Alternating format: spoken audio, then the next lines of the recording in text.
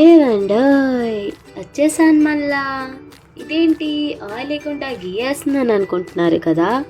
ఏంటండి ఇప్పుడు కూడా చెప్పాలా? స్వీట్ చేస్తున్నాం కదా. గీ కొంచెం వేడెక్కాక ప్యాన్లో అందులో డ్రై ఫ్రూట్స్ వేసుకొని వేపుకోండి. డ్రై ఫ్రూట్స్ అంటే మీ ఇష్టం అండి. మీరు కాజు వేసుకోవచ్చు, బాదాం వేసుకోవచ్చు, కిష్మిష్ కూడా వేసుకోవచ్చు. మేమైతే ఇక్కడ కిష్మిష్ ఇంకా కాజు వేసుకుంటున్నాం. ఫస్ట్ కాజు గీలో వేసుకొని కొంచెం ఎర్రగా అయిన వరకు వేపుకోండి. ఇగోండి బీగ మాడిపోద్ది. మీరు కళ్ళు అటు ఇటు చేయకుండా దృష్టి అంతా దాని మీద పెట్టాలి. ఇంకా కాజు ఏకీక తీసేసుకోండి. ఇంకా కిష్మిష్ కూడా వేపుకోండి. అలాగే మీ డ్రై ఫ్రూట్స్ అన్నీ ఒకటి దాకా ఒకటి వేపుకోండి. డెజర్ట్ అంటే డ్రై ఫ్రూట్స్ అనేవి బాగా పడాలండి, అప్పుడే టేస్ట్ వచ్చింది. ఇప్పుడు ఇంకో ప్యాన్ తీసుకోండి. అదే ప్యాన్ తీసుకోండి, పర్లేదు. గీ వేసిన తర్వాత గీ కొంచెం వేడెక్కనియండి. మీరు 2 క్యారెట్లు తీసుకొని తురుముకోండి. మేమైతే 2 తీసుకున్నాం, మీది మీ ఇష్టం. అవును మీకు రెసిపీ చెప్పలేదు కదా. ఇవాళ క్యారెట్ హల్వా అనుకుంటున్నారా ఏంటి? ఇవాళ క్యారెట్తో ఖీర్ చేస్తున్నాం మనం. చూడండి క్యారెట్ వేసుకునేక దాన్ని కొంచెం బాగా ఫ్రై చేసుకోండి. చూడండి అటు ఇటు కలుపుతూ ఉండండి.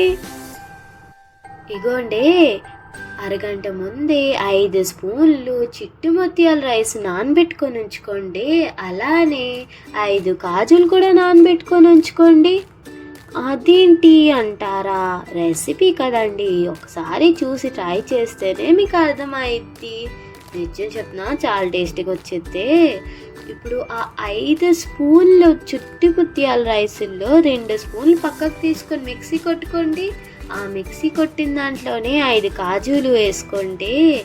మిగతా రైస్ అంతా ఇగోండి ఇలాగా క్యారెట్లు వేసేసుకొని బాగా కలుపుకోండి. ఇంకా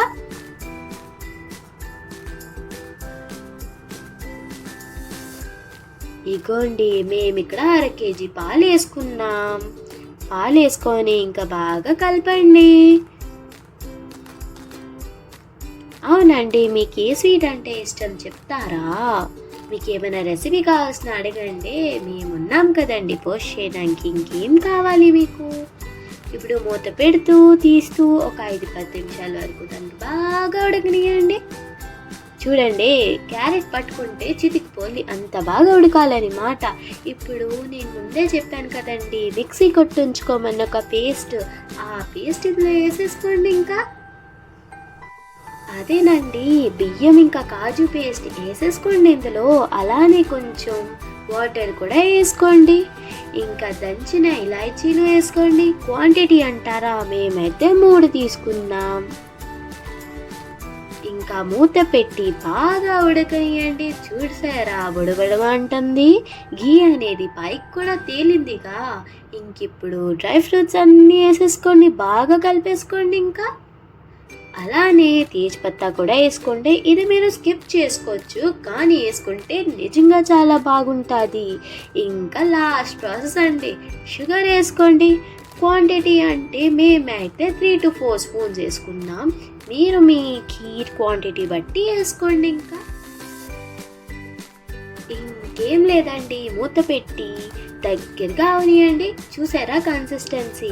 ఇలా వచ్చిన తర్వాత ఇంకా స్టవ్ కట్టేసుకొని సర్వ్ చేసుకోండి.